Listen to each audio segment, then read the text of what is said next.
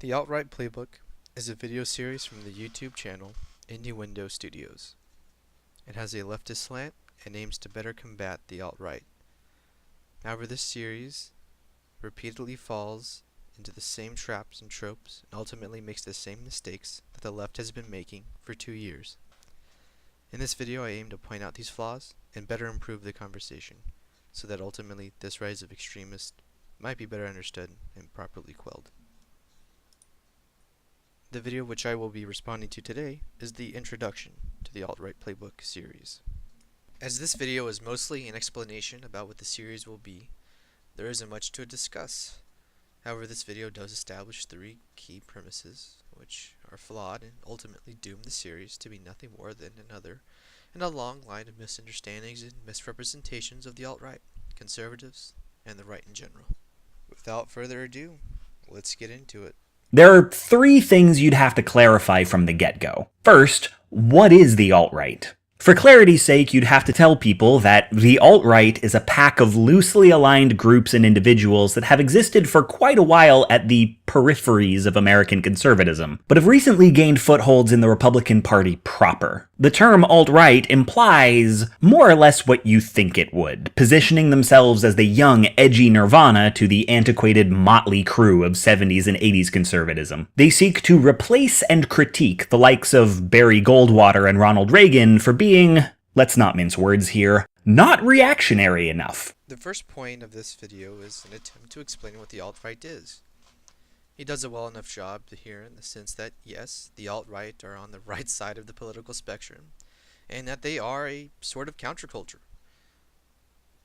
However, it establishes 2 things that are just not quite right. This establishes 2 points.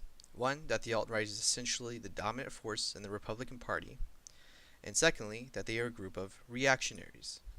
He is correct in the sense that, yes, the alt-right is a reactionary movement, but they are reacting to the left. They seek to play the same identity politics game as the progressives. The only difference is how they justify their collectivist racial supremacy.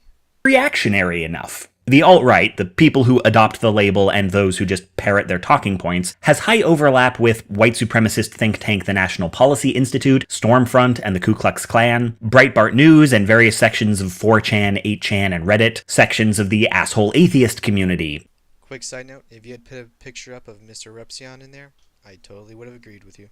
Anti-feminist YouTube, pickup artists and rape apologists, the not all men, all lives matter and Gamergate crowds, and basically anyone who uses the terms social justice warrior or virtue signaling unironically. You really implicated a lot of little groups and such in there. I'm not going to get into all of that. Let's just say Gamergate, not an alt-right movement. MGTOW has some good points about how we treat men and women in the law, socially. Now, that doesn't mean they're right, especially when they talk about their gender centricism or whatever. But they have valid points. And part of the reason why the alt-right is doing so well is because you completely disregard their valid points and you don't want to discuss them. Not everyone in these groups is in the alt-right, but the alt-right traffics at the intersection between them. There's a wide range of differing and frankly incompatible ideas about government and the social order among these groups, but as it gains power, the alt-right is congealing into a somewhat cohesive ideology. And the reason they matter at this moment in history is that of all the people in the 2016 primaries, only one was the alt-right candidate. And while not everyone who voted for him is in the alt-right, they are his base, his most ardent supporters, and they carried him all the way to the White House. I would mostly agree with that in the sense that, yes, the alt-right is on the fringes of these more fringe movements. And yes, Trump was the only alt-right candidate, but it wasn't necessarily because he's alt-right. It's because he's the only one willing to say the things that people want to hear and attack the media and that sort of thing. But once again, I really think you're giving them too much credit. They are not the giant influence that you think they are. I mean, yes, if you go to r/TheDonald, all you hear about is how they memed Trump into office. The problem is that it's rhetoric like this that empowers the alt-right. It empowers people to join the alt-right, who feel compelled to because they hear this and they think, what, Sargon of Akkad, he's alt-right? Oh, so what, the alt-right isn't a bunch of racist fascists? Oh, well, gee, I guess I'm alt-right now because I like Sargon of Akkad. Do you see the problem there? You know the whole saying, don't feed the trolls? You're kind of feeding the trolls here, pal. This is exactly the kind of stuff the alt-right wants to hear. They want to use it to promote them. They're like, oh, we're not really that bad. We're not really just a bunch of racists. See, look at all these people that consider themselves liberals or classical liberals or libertarians that are considered alt-right by the left. See, by your standards, everyone's the alt-right. And you implicate everyone in the alt-right. Let's move on to the second point. I'm done ranting. Next, you'd want to clarify why they're called the alt-right. Alt-right is a term coined by National Policy Institute president, avowed white nationalist, and professional speedbag Richard Spencer. The term is meant as a euphemism, a way of painting a happy face on racism. And I generally agree with the points he makes here, in the sense that, yeah, the alt-right is basically racist. So well done, we have found common ground. Let's move on to the third and final point. third, you'd have to cover how to engage with the alt-right, which is actually pretty straightforward. Don't. Yeah, look, the great thing about free speech, the great thing about having a society in which we can debate ideas, even ideas as disgusting and horrible as racism, is when you debate them, you show them for the fools that they are. Not debating them, letting them go unopposed, is going to help them. It will help them. The reasoning there may not be immediately obvious, especially if you, say, once devoted an entire video to the importance of talking to anti-feminist hate mobs. So you'll have to explain. You have since then learned how such debates with the far right often go, thanks to conversations with people who have more lived experience than you. If some guy on Twitter shoots his mouth off about how, for instance, only precious snowflakes would care about how many black women are getting roles in Hollywood, maybe you push back on that. Maybe the conversation gets heated. Maybe you debunk his arguments, make your points, and he walks away in a huff. For you, the interaction is over. Yes, in that scenario, it's over, and you just fed a troll. That's not a discussion, that's not a debate.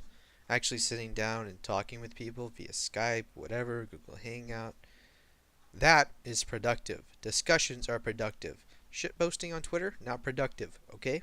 There's a difference. So yes, don't engage with the trolls on Twitter. Don't respond to the eggs, alright?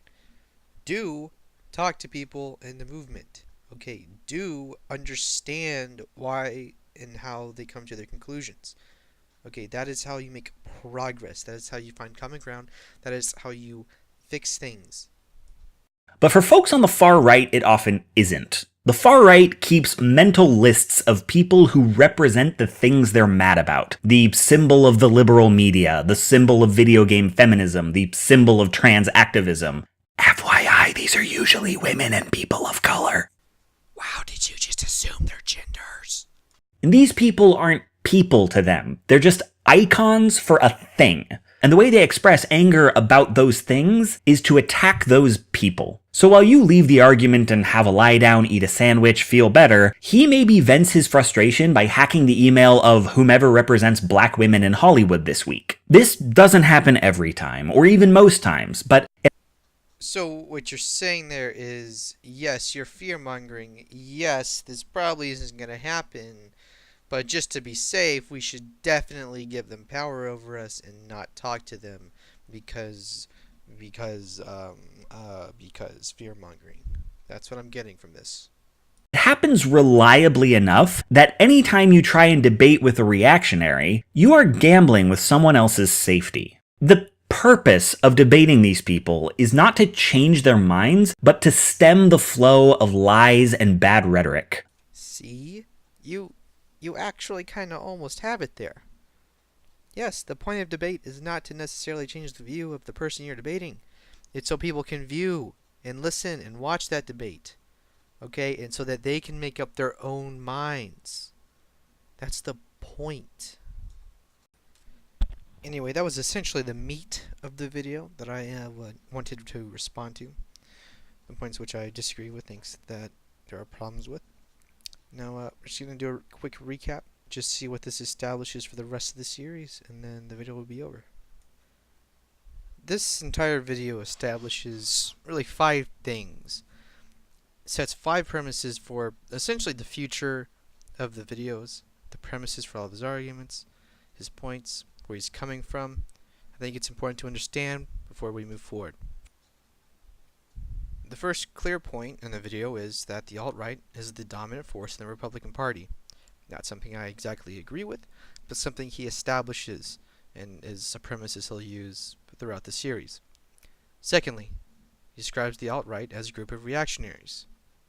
Thirdly, that the alt-right consists of the extreme ends of fringe groups. Fourth, debate with them is dangerous, and of course, they are racist. I think it's important we keep these 5 things in mind as we move forward and as I respond to his further videos. I want to thank y'all for tuning in, staying, watching, listening, and see you next time.